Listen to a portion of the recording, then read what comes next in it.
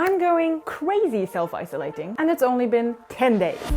But this guy, he was isolated for 520 days. Romain Charles. He can tell us how to stay sane and deal with cabin fever during the corona crisis. I mean, you're the perfect person to talk to, basically, about this topic. Thank you. It's true that my story becomes a bit more relevant right now. So many of us, including me here in Berlin, are in self-isolation due to the corona pandemic, or even in quarantine. How's everybody's self-isolation going? Right, I'm in quarantine for 14 days. What? Bored in the house, bored and I'm bored in the house, bored. I guess it doesn't seem that bad to most people yet, but being stuck inside for a long period of time can have serious consequences. People feel upset, hopeless, depressed. It's a situation almost all of us are new to. Except for this guy. He spent 520 days on lockdown with 5 other guys inside a mock spacecraft in Moscow. So I asked him and a professor of psychiatry who studied SARS patients in isolation how to deal with being isolated. Specifically, how to deal with cabin fever. The first thing is to realize why you want to do that. What is your motivation? And I think that applies still today with our confinement. For me, at that time, it was to bring my little brick on the way leading to the exploration of Mars.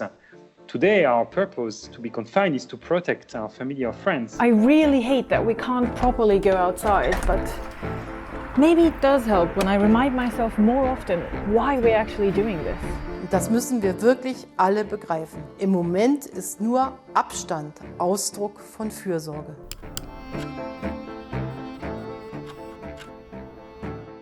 Have things to do, even watching a movie, reading a book, but plan things during the whole day so that at the end of the day, you say, okay, I did all that and oh no, I still have that to do. So tomorrow I will do it.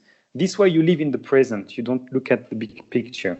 And being busy, you don't sit down and start to have dark thoughts. Cabin fever isn't a psychological disorder. To be honest, I didn't take it that seriously. But it turns out that its effects can have grave psychological consequences. Rima Styra researched the effects of isolation on patients who were quarantined during the SARS epidemic. And what we found was that there was a high percentage of people who had both PTSD and depression from having been in quarantine during the SARS episode. They feel there's a lack of control. They often have difficulty sleeping. So you have to keep yourself busy. It's a great time to learn new skills, start new hobbies, take a course, start an initiative that you've always wanted to do that you didn't have time to do. Keep in touch with your close ones. That's really important. Keep in touch with family and friends by using technology. They will provide you a tremendous amount of support.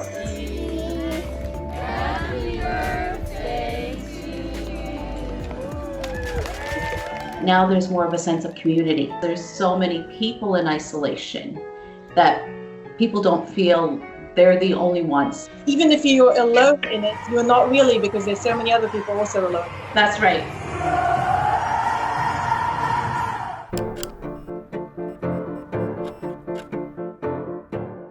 We had 8 hours of work, 8 hours of free time, and 8 hours of sleep. We all created our own little routines that were working. I think it was important to have those routines to structure each day. So you have something that you know you're going to do every single day. And routine helps in calming one's fears and anxieties. I get up every morning at the same time. I put on my makeup, although no one will see me, and make myself the same breakfast every day.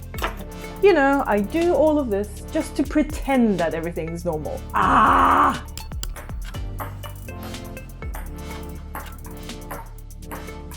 Those routines, after some time, would become monotonous. So we had to kind of break this monotony from time to time by making a day different from others. For example, I remember that for Halloween, we decided to dress up and do the whole day dressed up. And in the evening, we would watch some horror movies together, just because it was Halloween and to make it different. Breaking this monotony gives some energy to continue on for the mission, but for the confinement too.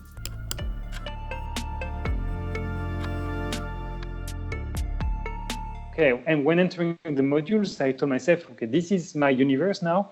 Everything I cannot do right now, I will just do it in a year and a half. And that can still be the case today for the people confined.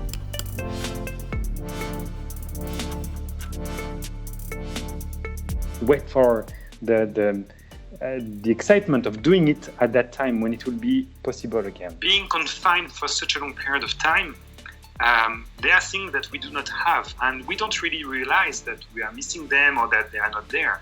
But when you are back to a normal life after and that you see them or get them again, it's so great. A few weeks ago, it was just so normal to go out, hang out with friends whenever I wanted. I just took it for granted like everybody else. I'm sure I'm going to appreciate the small things in life more once we all get out of this madness. Which questions would you like to know about your life in the corona crisis? Please just let us know and leave a comment.